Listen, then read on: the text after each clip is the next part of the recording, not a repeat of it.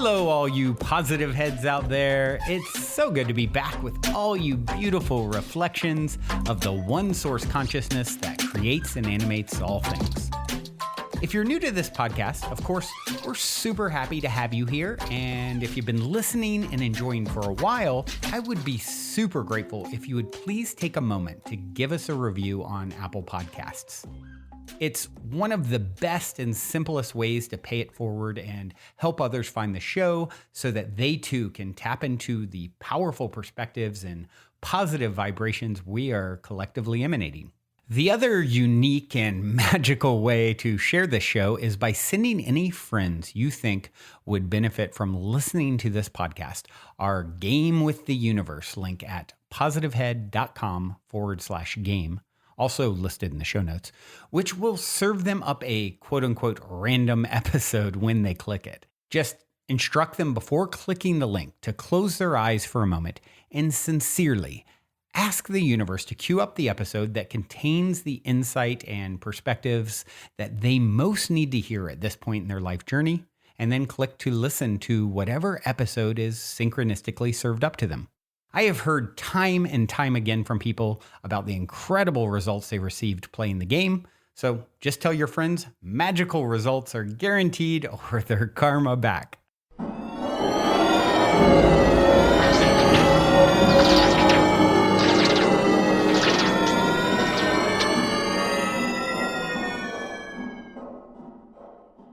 All right, all you positive heads. On this week's Soul Share episode, I'm very excited to have Michael Unbroken here with me on the show. Michael is a mentor, trauma coach, podcaster, and author who is dedicated to helping trauma survivors get unstuck so that they can learn to love themselves and ultimately heal. Hey there, Michael. Welcome to the show, my friend. Brandon, thank you so much for having me, man. I'm super excited to be here with you today. Likewise. So let's dive right in. I'm going to start with the same cliche opening question I always ask, and it is this. You're in an elevator. The woman next to you looks over, says, well, what's your passion? You got 10 floors to answer. What do you say? To end generational trauma in my lifetime by creating an expansion of education and healing tools for the world. Beautiful. You've thought of that one before.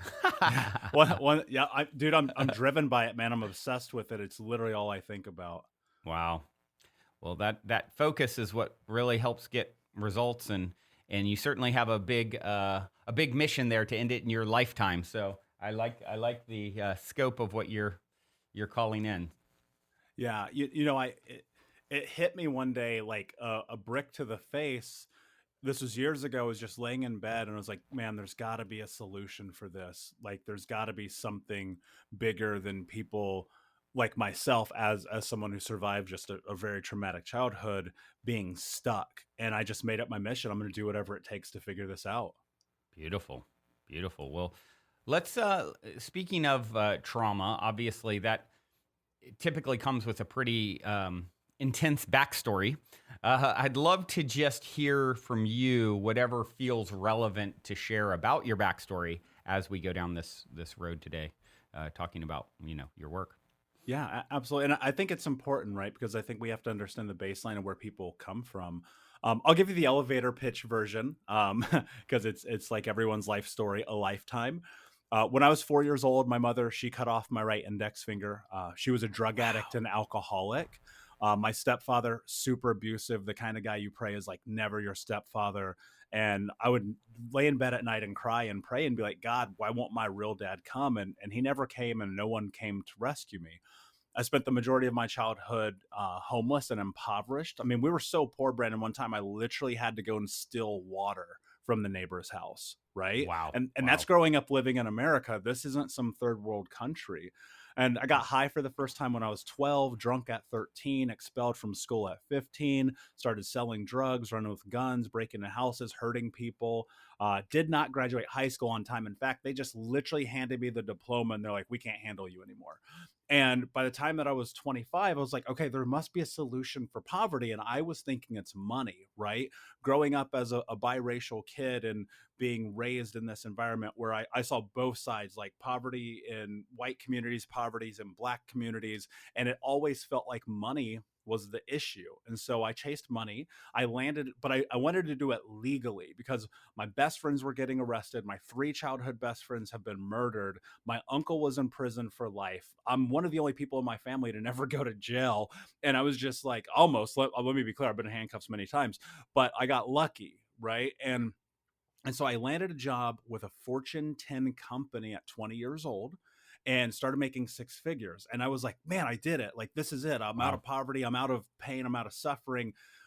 It exacerbated everything. My life got so much worse. I ended up being Wow. 350 pounds, smoking 2 packs of Whoa. cigarettes a day, drinking myself to sleep. And on my 25th birthday, I put a gun in my mouth. Wow. I was just done, man. I was done. And in that moment, this really incredible thing happened. And you talk about serendipity, like I'll never understand why, but I remembered being 8 years old and going across the street and stealing water and saying, Michael, when you're a grown up, this won't be your life. And in that moment, 25 years old, looking in the mirror, I said, you are going to do whatever it takes to have the life that you want to have. And the questions started coming up, like, what do I have to do? What do I have to do? And this idea of no excuses, just results came into my brain. Fast forward 11, almost 12 years later, I'm talking to you. Now, that involved a tremendous amount of work, all the therapy, group therapy, men's group therapy, EMDR, CBT, all the acronyms, ABC, right?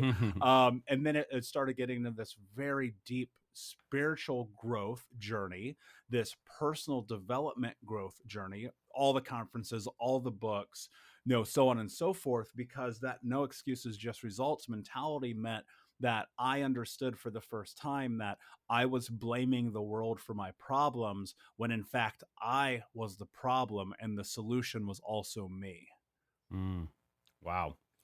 It's quite the journey, my friend, and I applaud you for coming through it the way you have, because as you know, many people do not. And yeah, it's so inspiring to hear. And I'd love to just hear from you. What, obviously that's your life work now.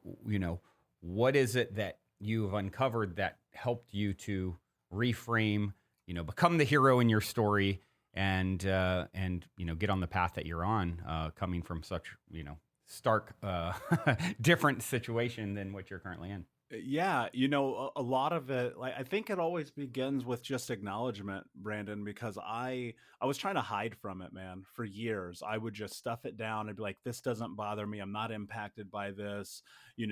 I'm bigger than this. I'm manning up. All of those things, and it was literally consuming me.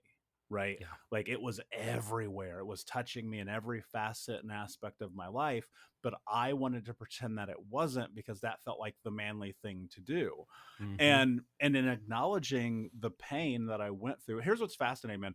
You know more about me in 5 minutes than people who knew me for 25 years. Wow. Right. I was keeping it that close to the chest. And an acknowledgement and in acknowledgement, one of the most beautiful things that happened is that I felt a sense of freedom, because for the first time I understood, like, it actually wasn't my fault that those bad things happened to me. But I also understood in that acknowledgement that I now was responsible for everything moving forward. and Mm-hmm. and that's where I think that the biggest change for me happened, because I understood something in that moment, and that was that it was all on me. Mm. And that led to a lot of just trying things. How do I become a human being when I never was allowed to be, when I was never allowed to think freely or speak freely or act freely, when I was subjugated to things that I don't even want to talk about, right? And it came in, can I just kind of put my toe in the water?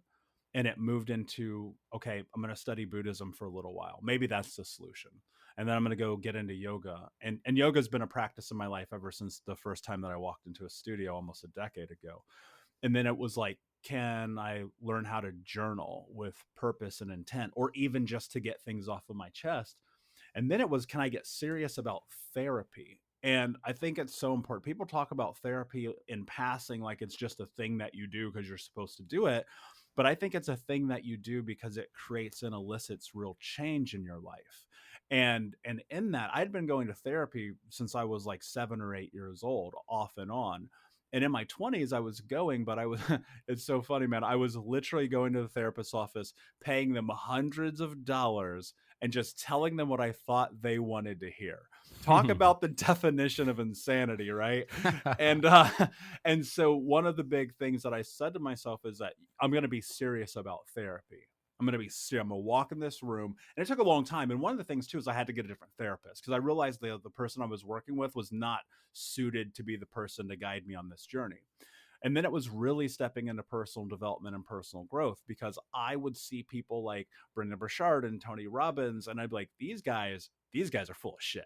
This is not real. Like nobody is like jumping up and down, waving their hands in the air. I'll be honest. I go to all the conferences. You will never see me do that. That is not in my style. I'm But with you. I went to a Tony Robbins event and I'm like, a lot of this is great, but I don't know if I want to do this. It's just a little over the top for my personality. Yeah. Totally, 100% agree, man. But being in those rooms taught me something really important. Reading those books taught me something important. Going to those workshops taught me all of these things, led me to this place of understanding that it is required if you're going to be on this journey to have community, right? And in coaching, that's a big part of what we try to do over here at Think Unbroken is give people community because that's what I was lacking. And in that community, to dive deeper in it, I was lacking connection.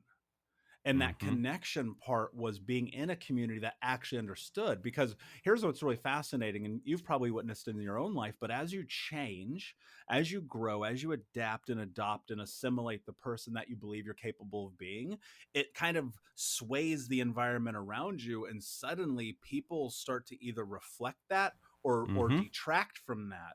And suddenly the people who reflect it, they want you closer, but the people who don't like it want to pull you back to where you used to be. And so the connection and the community I was in was incredibly important. And then finally was commitment. So you might have caught on to this. It's community, connection, commitment. Those are the 3 C's. Those are a part of this for me. And the commitment part came back to what was I willing to do? And I just had to go all in. And when it was hard, which I assure you it was, and it will be continually, I don't know that this journey ever ends, to be just totally honest with you, but I made this declaration. I'm going to do whatever it takes. And that literally meant whatever it took. Tens of thousands of hours, all of the money that I've ever made. Like I stay poor because I'm always putting it back into this growth and development, right?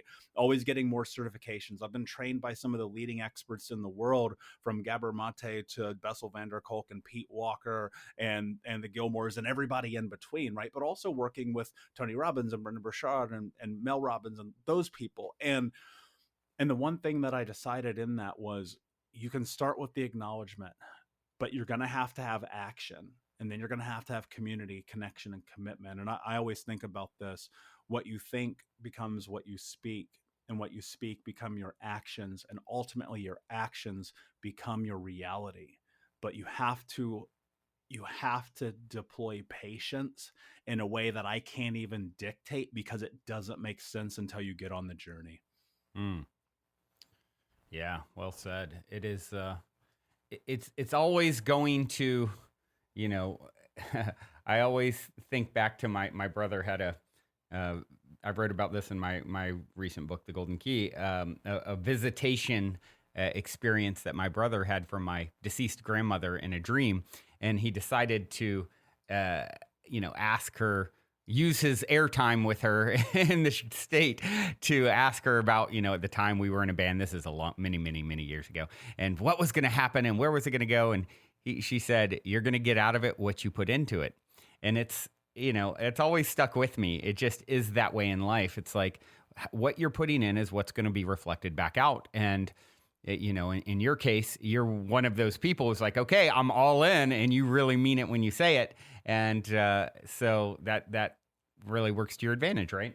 Yeah. And if you think about it too, though, like, yes, be all in, but be all in on the right thing. Right. Like one of the hardest things that I had to do was learn how to follow my intuition. learn how to follow my gut. I think that's true for many people, especially within the context of the world that we Highest live form of in. intelligence, I believe. I agree, and it's terrifying while simultaneously the most freeing thing that you will ever do, because then you're never in question about who you are. Now, Hmm. that's not to say that you're not going to have an internal conflict in the back and forth of trying to delegate the understanding of who it is that you are against yourself, but within that, if you can try to honor that little gut sensation that you have about the direction that you should be going every day, the commitment part is so much easier because then you're never in question. Right. Right. So, for those who are out there and listening and inspired by your journey, obviously it's inspiring to make such a transition, and they're still on the other side of that. I mean, where do you start with someone who has just stunted by their trauma and wants is just sick of it and is ready to do what it takes to to become the hero in their journey? Where do you begin? Yeah, I think the very first thing is people have to be prepared for the journey, right? You have to move through that pre-contemplative place where you're just considering it, and you Mm-hmm. have to be in the place where you're like, I'm ready to do something about it. Because if Great. you're not, nobody is going to be able to assist you in your journey, Yeah. right? Because you have to decide first. It's the old adage, you can lead a horse to water, but you can't make Right. them drink. Yep. And I think about that with anyone and everyone that I work with. And ultimately, the first thing that you have to decide is like, are you willing to accept help? Are you willing to accept the reality that you're going to have to ask for help? One of the most silly things about living in the world that we live in right now is this idea that asking for help is somehow weak, that Mm-hmm. asking for help is somehow less than. When in consideration of everything that I understand about the world and the universe leading up to this moment, is that human beings are very communal species. And until 100 years ago, we still lived in the same houses with our grandparents and our family and our community, and everyone knew each other, and it was very much a we are going to support each other. And then it turned into what it is that we exist within now, and that construct has changed the narrative in such a profoundly terrible way, I believe, because it's eliminated the possibility that it's okay to have support. And Mm-hmm. within that, you find yourself struggling in this narrative of I'm by myself, I'm alone. And I'll say this, I don't know of any human being who has ever done anything great on their own. Mm. And until you come to this place where you acknowledge the truth that you cannot do it alone, I don't think that whatever is next in your life will come to pass. Because Mm. whether it's in your career, in your personal life, your relationship, your fitness, your mental health, your spiritual health, whatever it is, if you're not asking for help, then you're going to be stagnant. And that, to me, stagnation is worse than death. And so I constantly put myself in a position that I put my clients in.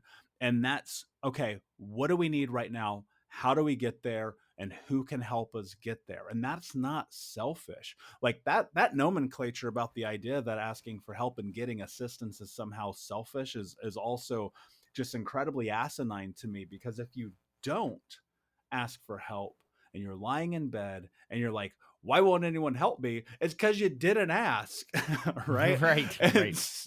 and so I understand the fear of it. And that's where it lies. It sits within the fear of this idea that somehow we're not good enough.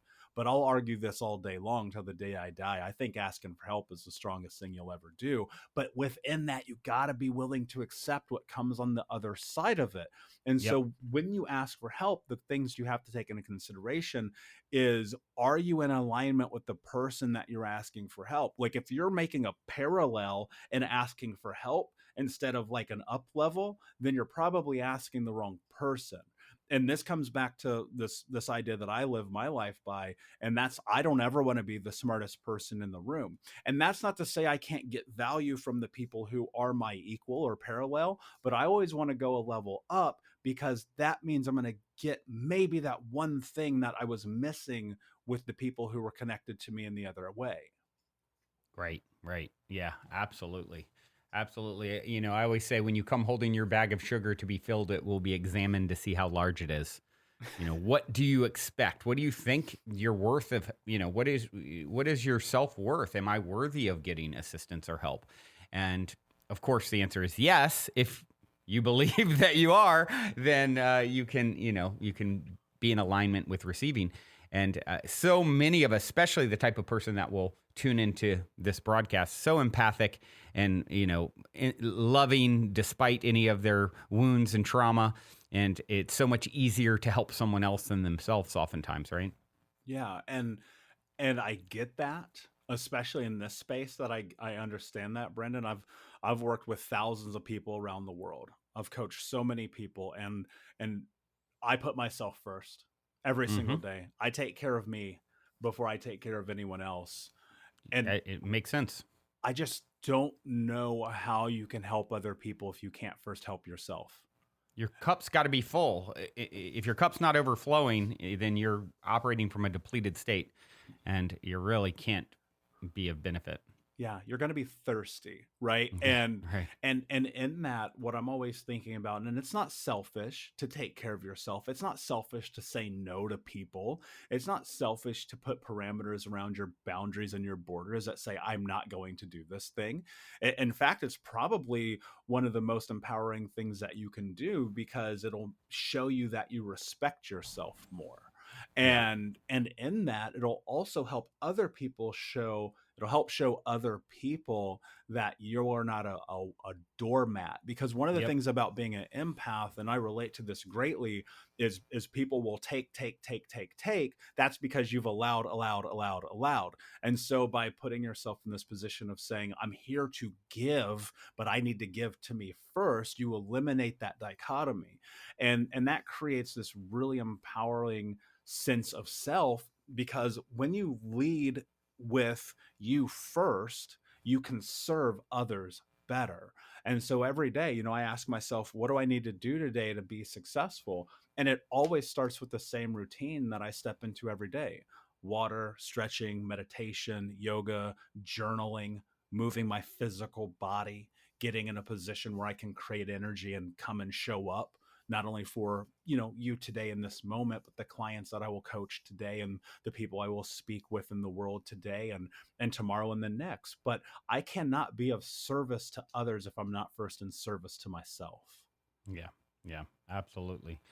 In one of the things that I think is interesting to examine and explore further in this conversation is, you know, you talked about, going and being willing to ask for help, but also this idea that, which I fully agree with, no one is going to save you ultimately. So perhaps you can dive a little into the difference between those two. Yeah, I one of the things that kind of makes me upset about growing up in impoverished environments with a limited fixed mindset is this idea that somehow we're owed something. Hmm. And I don't know where that came from. I don't know. I just only remember ever being in it. I don't Hmm. remember it ever not being there. The government owes me, the neighbor owes me, the school owes me, the community owes me. I'm sorry, nobody owes you anything. Hmm. And especially not your rescue. And you think about the potential that you have in life, if you're willing to acknowledge the fact that you're the one who has to create what's next in your life, and you remove this idea that somehow it's owed to you, what you are able to do becomes unlimited. Because Mm. within that context, what happens is you recognize that the perceived power that you didn't have is tied to whether or not someone else is going to give it to you. Yep. And that, like, that to me is mind blowing. I wish there was a way I could like bottle that and put it in a pill and give it to people to take, so that they could have that moment. I dare want to call it awakening. I feel like that would be the wrong words to use here, but it really truly is, because what happens is you let go of this idea that someone else is going to give it to you. because Right. they're not. And if you Right. think the government's going to save you, your spouse, your best friend, your boss, the people in your neighborhood, the church, the yoga class, nobody's coming to save you. And that's not because they don't love you. And that's not because they don't, the government probably doesn't love you, but it's not because they don't love you. And it's not because they don't care about you. And it's not because they don't want you to be successful. It's because they have their own life. They have their Mhm. own problems, their own situations they're navigating, their own things that require their energy. And so to give that to you would deplete them. Again, the cup mentality we're talking about right now.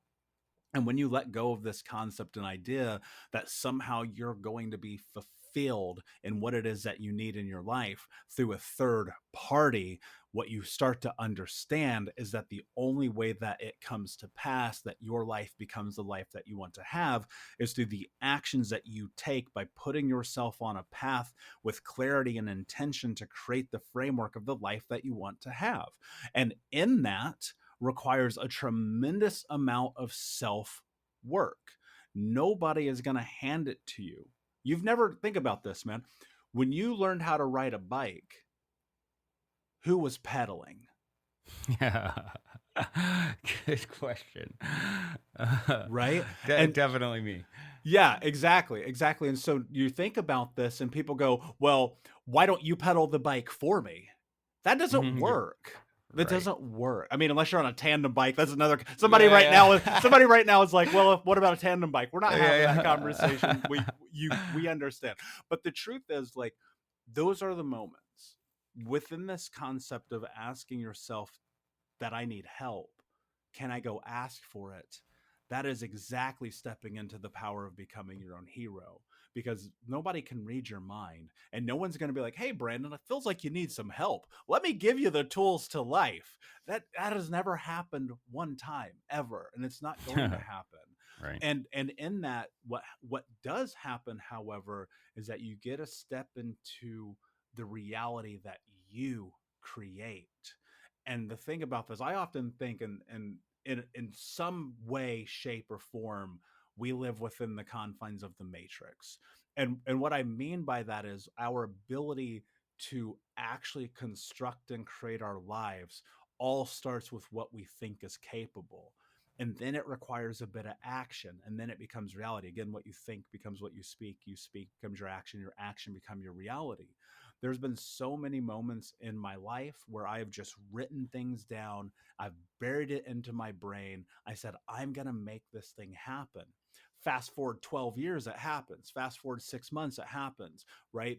Again, that patient thing's come into place. But in that context, like trying to get to whatever that goal is, whatever that is that I want to construct in my life, there's always been assistance and guidance along the way. I've always reached out to someone. I've always asked someone. I've always put myself in a, not always, let me reframe that. For the last 12 years of my life, I've always put myself in a position of saying, can you help me? Will you assist me? I have a question. And in that, taking that guidance and then doing something with it. But no one ever said, hey, Michael, you want to write that book? Oh, great. I kind of knew you wanted to do that. Here's everything that you need to Yeah. have, right? Right. That's never happened. So this idea that you even deserve to be rescued must be removed from your vocabulary, from your Mm. dictionary, because until you remove that, I just don't know how you live. Mm. It makes me think of something that I've said many times on the show over the years that's probably the most triggering or controversial statement. And that is that I believe there's never been a victim in all of eternity. And throughout all of human history, there's never been a single victim. And the reason I say that is, my view of the ultimate nature of reality is we are eternal beings that are divinely designing the circumstances of our life. So when we come into physicality, it's like, okay, I'm going to be Michael. I'm going to play this role. I'm going to come with these sets of parents, these circumstances, so that I can have the experience of overcoming that and becoming now this version of Michael and actually help people from not just talking about it. You lived it. You went through it. And that's the way I perceive reality to be structured. And it's, I know that can be very triggering to someone who feels victimized. And so I'm curious what your thought is on this idea that there's never been a victim. Yeah, the precursor to that is, and look, I like this kind of conversation because it creates um, a really interesting thought pattern for me. And part of me leans towards, yes, I totally understand where you're coming from. And then the other part of me goes, well, then does that then preclude free will? Right? Yep. So It's a very tricky, slippery. I say it like this. It's like relative truths. Like from one vantage point, you and I are separate. That's true. From another vantage point, you and I are one. That's true. I believe. From what vantage point are we speaking? From one vantage point, that this child version that was put into this environment didn't choose to get beat by their parent consciously or whatever it is, right? And so, and then you get into this whole thing. Okay, well, if it's all sort of destined, I believe our life plays out at the corner of free will and destiny, where it's, yes, time is an illusion. We've proven that. Your 5th birthday party is happening on another channel. You're just not tuned into it right now. And free will, like you talked about the Matrix. I don't know if you've seen all of the Matrix movies, but where Neo comes in at the end and sees all the versions of himself on the screen. Have you seen that one? yeah. It's like, so it's destined because it's already happened, but free will is you get to choose which version of you step into this time. And that's where I think that the wiggle room is. Yeah, absolutely. I totally get that. And I do think about the idea that, you know, on the expanse of infinity, this same conversation is happening in every variation possible. Yep. And so because of that, and look, some people will listen and go, well, that sounds nonsensical. But I also go, well, explain the moon, right? Right. Explain how I got here, period. Like the fact that we're doing this is pretty wild, and we've just gotten accustomed to the idea of, being. Yeah, exactly. And so whether or not it's predetermined that bad things in your life will happen, I don't know. The one thing I do know, I'll say, is like, you're not culpable for those things, right? It's not your fault when those things have happened to you. And it's really easy to leverage those things for why your life feels upside down and backwards and incomplete. But like, to your point, looking at the fact that Neo was looking at this wall of screens of all possibilities of his life, but living within that moment of what we viewed in the life that he had chosen, that's how I think about my life. I've chosen to be here. Mm-hmm. I've chosen to live within this framework. I chose to stop smoking cigarettes. I chose to stop drinking myself to sleep. I chose to start journaling, to go to yoga. Let me say this. I started going to yoga 11 years ago when men did not go to yoga. And I would be the only dude in a yoga studio doing Bikram, no doubt. Right. Oh, wow. And challenging myself to this idea of, okay, you're 350 pounds. You are full of toxicity, not toxicity.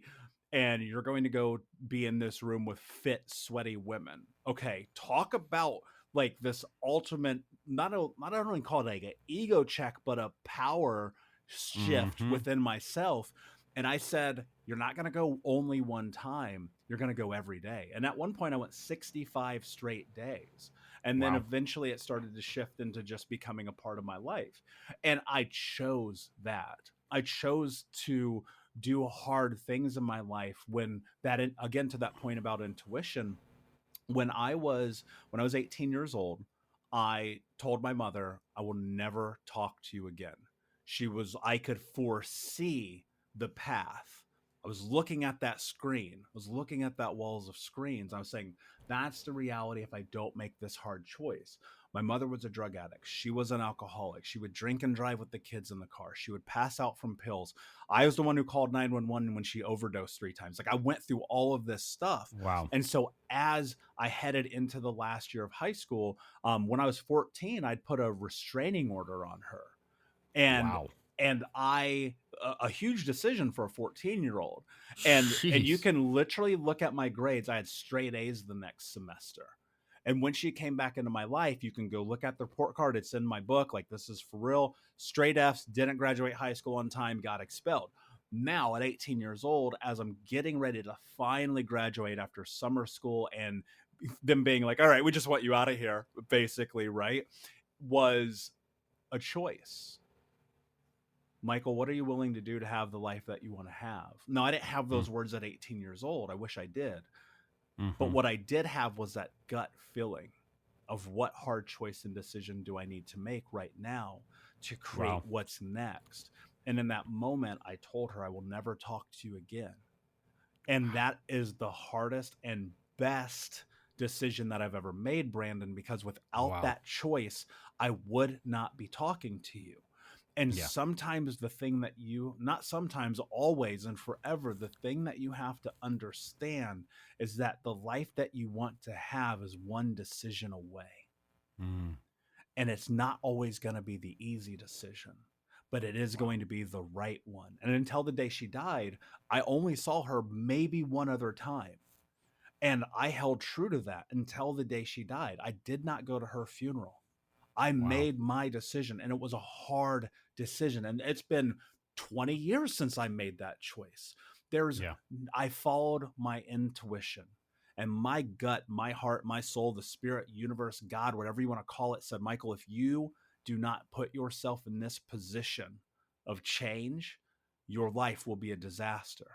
And sure enough, like, I think about that every day. And, some of the people I work with, the person in their way isn't even them. It's their parents, right? And their relationship to those people, and their spouse who doesn't believe in them, and the boss who tells them that they suck every day. And we allow that to happen. Here's where I get canceled, Brandon, every single day.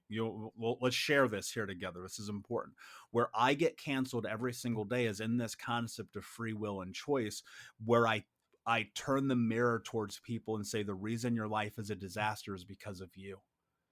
And people don't want to hear that, because that means that they're responsible for the future. And that's terrifying. But the truth is, you are responsible for everything in your life. And the hardest decisions and choices that you make come within the framework of that responsibility. And without those choices and decisions, your life will not be different, and you will continue to blame. Thus, now coming full circle to what you said, being the victim. The only way you're a victim is if you allow yourself to be. That doesn't mean bad things didn't happen to you. Let's be very clear about this. I will never be dismissive of that. But if your life is a disaster, it is your fault, period. Because your life can change that fast. It requires decision. It requires action. It requires choice. It requires follow through and commitment and willingness to say that I am going to do this thing that's inside of me, even though it's terrifying, even though I don't know what's on the other side, even though people will judge me. Guess what? They're judging you anyway. And so within that, ask yourself this question: what are you willing to do to have the life that you want to have? For some of us, it's making an incredibly difficult decision. But when you look on that wall and you see all the variations on those televisions of the person that you could be, which one are you going to be? Because that lives within the choices you make. And there's nothing noble about sacrificing yourself for someone else. I mean, I see that, with people like, I have someone in my life now who's been in a 15-year relationship that is 12 years overdue, for being broken up. But because of the concern of, had you been, I'm so concerned about how this would adversely affect my mother in your case, that I'm going to just stick in here in a situation that is not for my own best interest and not going to help me thrive and become the person I could potentially be, my greatest and grandest self. And then you look at what is the cost of that, making the decision to stay in something that is unhealthy, in a relationship that is unhealthy for the other person. It's madness. You're not doing them any favors. You're not helping them in their own growth. You're not helping yourself, which is, you're crippling yourself. Look at all the people that have been helped by your work that would not have been had you not made that decision, right? Yeah, and that applies to everyone, right? Because you're being selfish. You're being selfish when you're not doing the right thing for yourself, because that thing that you're doing for yourself could be the very thing that someone else needs to change their life. Your voice, Yes. your actions, your activities, the way you show up in the world, if you're not living as much as you possibly can into the reality of being the person that you want to be, you're being selfish because you're taking away from other people who could use you. And Woo. I think about this all the time. Like every single moment of every single day that you're not living into your potential, which is unlimited. I have no idea. Like I even think about this every single day. Like, how much of my potential am I really living into right now? 1%, 4%? I don't know. But I Mm-hmm. do know that I'm going to try to live into that as much as I possibly can. And in the moments that I'm not, I ask myself why. And in those moments, which they become more rare and more rare as I kind of understand myself more, the answer is often in the place of fear, because I'm scared of the other side, right? Getting on stage, writing Mm-hmm. books, traveling the world, coaching people, being on this podcast. There's always fear. There's Mm-hmm. always fear. Like it doesn't go away. But what is worse? The fear of the moment of making the decision, or the fear of being on your deathbed and knowing that you're living Yep. with regret? Yep. And I don't know about you, man, but I don't want to die with regrets. Yeah. I would rather fail. And one of the things that we have to get comfortable with to this point is being okay with the idea that you're not always going to win. Yeah. Sometimes you're going to get second place. I got second place last week at one of the biggest speaking competitions in the world. All Mm. right, fine. I got second place, but I got Mm. up there. Mm-hmm. I didn't have to go and be in the crowd and be like, I wish I'd have been there. Some of Mm-hmm. you guys are wishing instead of doing. And because you're Mm-hmm. wishing, your life will never be different. And in that fear, even when you have failure, fine. Leverage that. That is a data point. Failure is a data point, and you get to So look at it. learning. Exactly, 100%. I learn 1,000 times a day, man. Yep. Right? Because I'm always, I'll come back. I'll be like, damn, I should have said that thing, or shouldn't have said that thing, or should have done that thing, or shouldn't have Yep. done that thing. And it's a constant cycle. It never ends. And the one thing that you take away from it is, did I learn something in that moment Yep. today, in that conversation with that person? And the more that you can do that, the more that you fortify who you are. But one day, as sure as I am, the sun will rise tomorrow. One day this is all over, and you don't get any say in it. You don't get Yep. any say. Sorry, I don't care what you think. It could end right Mm. now. I could have a heart attack right now. I don't Yep. know. But what I do know is that as long as there's oxygen in my lungs, I'm going to try. I'm going to go forward. I'm going to persevere. I'm going to be resilient, not only because I don't have another choice, but because I choose to be resilient. I Mm. choose to overcome. So ask yourself this question: what choices are you making? Are you choosing to be the hero of your own story? Are you choosing to leave the relationship? Are you choosing to get the coach? Are you choosing to read the book, to meditate, to write, to journal, to go and be serious about therapy or whatever that thing is, to show up as you? And so much of it starts with, do you even know who you are? I ask people all the time, the very, very first thing that I do with any of the clients I work with, I say, what are your values? Most people cannot name their values. Who are you? And values are simply a framework. That Mm. doesn't mean that they can't ebb and flow and change, because assuredly they will. And mine are honesty, self actualization, kindness, and leadership. That is who Michael is. That is how I show up in the world, because of choice, because I believe that that is the person that I'm capable of being. And so I move towards that as much as possible. If you're moving throughout life with no values, I equate it to a GPS. Having no values means that you don't have a structure to be able to frame and move forward in your life. If I told you to get in your car and you're in New York City and drive to San Francisco, but you get no GPS, no map, no street signs, and no speedometer, do you think you would make it? Probably not, because we're not living within the framework of our choice. And that just simply starts with, can I like start to create who I am? Because Brendan, I'll share this with you. The Michael sitting here having this conversation with you is a creation. is a caricature of the idea of the person that I believe that I could be, because I thought about it and then I started Mm-hmm. moving towards it, and then it became my reality. Mm. Yeah.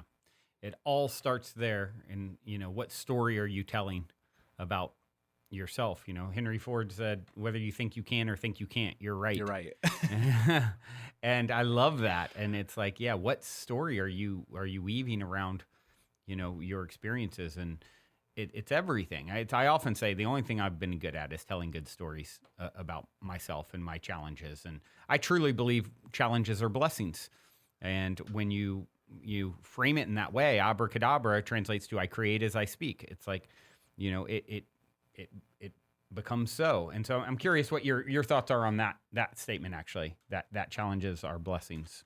Yeah, if you're willing to accept it as such, right? Mm-hmm. And I think, when are you not challenged? Yeah, I know.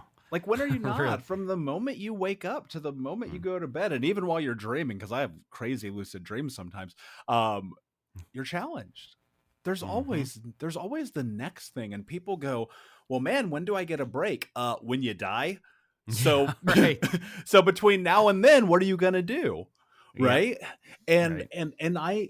I think if you can embrace challenge, if you can embrace challenge and sit with it and go, this will make me better, as opposed to this is in my way, right? Mm-hmm. Yep. Life becomes very, very different. People always say Very.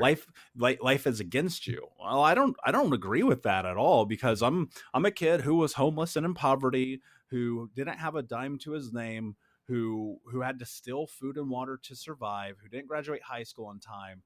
I've written a #1 best-selling book. I've written 2 books now. Third one's on the way. I had straight F's in English. Go look at my report card. Most voted most likely to fail in high school, right? They don't put that Wow. in the yearbook, but we know the truth. Yeah. I've lived in 12 different countries. I've spoken in 20. I've coached people around the world. I've been on the biggest stages in the world. I've been guided by the most incredible mentors in the world. I'm sitting here having this amazing conversation with you today. But it all started in a challenge. It all started 5 years ago, me sitting in my bedroom with my roommate, and just being like, I'm going to do something. I don't know what it is, but I'm going to do it. And then having this moment of, I'm going to create Think Unbroken. And then saying, you know what? Nobody knows who I am. Nobody under and childhood trauma, especially, man, nobody wants to talk about this. This is the elephant in the room of mental health care in society right now. It guides so many people. 83% of human beings have had some type of traumatic childhood experience. And that forms and shapes us, and yet we don't want to talk about it. And so I knew that. And so I sat there in that moment and I said, what can I do to create change in the world? And if I told you all the challenges leading up to this moment, you probably would be like, why keep going? Right? Because that's what happens. We're faced with conflict, and we often ebb towards quitting. But I Yep. ask myself, well, what happens if I keep going? And so when Right. you face these challenges, as you will, because I just don't think you ever will not, Yep. what are you willing to do to have the life you want to have? Like, I just want to bury this question in your head, because it will change your life if you Yep. really, truly sit with it.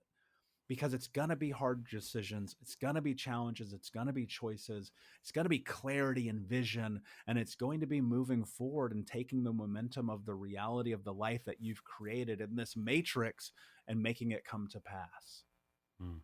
Yeah, I often say, Abracadabra. exactly. I often say smooth seas never made for a skilled sailor, and we all Yeah. came to be skilled sailors.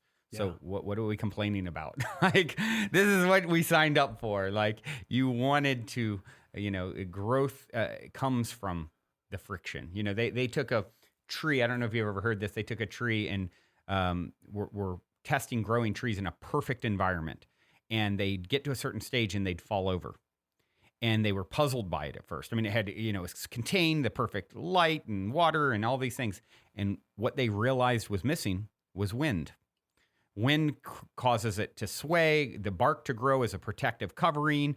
It needed that sort of challenging force in order for it to be what it could be. Otherwise, it just crumbled.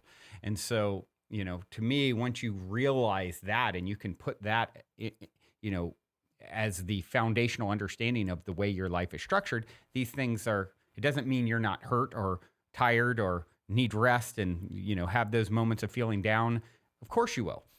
But understanding that, okay, every moment's another chance to turn it all around, get right back up. And, like the Chinese proverb, you fall down 7 times, stand up 8. That's it. Just keep whatever you do, going through hell, keep going. And your life is definitely a testament to that. And I'm so inspired by it. As we kind of wind down here, I would love to ask you, switch gears just a little bit. And I always like to ask a story of synchronicity or serendipity or a positive paranormal story, and wondering if you have something like that up your sleeve. Yeah, absolutely. It's so funny. I think about how small the world is every single day, and a couple come to mind. But most recently, since we're talking about the subject of help, I think this one makes the most sense. Recently, so I'm an entrepreneur, probably first and foremost, probably over anything. I've been an entrepreneur since I was 8 years old, when I was knocking on doors selling Boy Scout popcorn, because you used to be able to go knock Mine on was people's candy bars. doors. Yeah, you could never do that in 2021. It's insane. I would literally be out at night at like 8 o'clock in the pitch black in Indianapolis, knocking on doors like, "Do you want to buy this?" Right? They would ask me like, "Oh, these candy bars are for your baseball team?" I'd be like, "No, they're for me." Yeah, I love it. Same, man. That's funny. And so by nature, I've always been an entrepreneur. But 4 months ago, I'm in Miami at this thing called the 10X Growth Con, and it's a marketing, entrepreneur conference. And this guy's up on stage, and he's talking about anyone who signs up for this program will get an opportunity to come and be on this stage next year.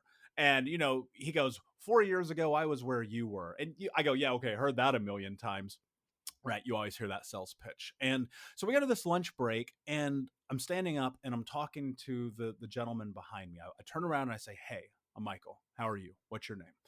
He goes, "My name's Russ, blah, blah, blah, blah." He and I have back and forth. And at the end of that, Brandon, something made me go, "You know what, Russ, you and I are supposed to know each other. I don't know why, but we are." Well, fast forward a couple of weeks, I get in this program, and there is an opportunity to go and speak on this stage for a $10,000 investment into my business, from this guy called Grant Cardone. And turns out that he's only done this once before, and it was last year. And the guy who had won was the guy, Russ, that I happened to turn around and say hello to. Wow. And so I said to myself, "Michael, what do you do in moments like this?" "Well, I don't know how to win this, but what I do know is how to ask for help." And so I picked up the phone and I called him, and he helped me. And sure enough, I won. I beat 10,000 people to win that speech off. And it all started with a hello. But serendipity, here's what you have to understand. Opportunity is always a hello away. But serendipity will lead you to that moment. The universe, God, spirit will lead you to that moment. You have to be willing to say hello. Yeah, love that. Absolutely. Follow that, inner guidance is really what you're doing, right? And not being scared to be wrong or foolish, or like you said earlier, people are going to judge you anyway. Yeah. You might as well go for it. So love that story. Well, this has been amazing, my friend. I know many of the people out there listening are very inspired and would love to, of course, continue to follow your work and connect with you. What's the best way to do that? Yeah, so I'm at Michael Unbroken everywhere. And Brandon, I'd like to do something special for your audience and give them all a copy of my book for a digital download for free. It was the #1 best-selling book. You can just go to traumahealingbook.com. You can download the digital copy for free, because my goal is to create an expansion of education through ending generational trauma. Love that. That's exactly what I did with my recent book release. Allow people to get free access to the audio or ebook for the same reason. It's like, how do we spread the information as far and wide as possible? Yeah. And the benefits always, I call it the good kind of selfish, because what I do for you, I do for myself because Yeah. and ultimately I'm going to feel the energetic repercussions of that. So I love it, man. Speaking of serendipity, that's this conversation. I'm so glad we connected today, man. yeah, likewise, likewise. I do have one final question for you today, and it is this. In 60 seconds or less, what is the meaning of life according to Michael Unbroken? The meaning of life is to be able to look in the mirror and be okay with the reflection on the other side. Mm. Ooh, I like that answer. That's a good one. Haven't gotten that one yet. Agreed. Thank you, my friend, so much for doing what you do, being the inspiration that you are, and all of you out there listening, thanks for tuning in. Until next time, journey well.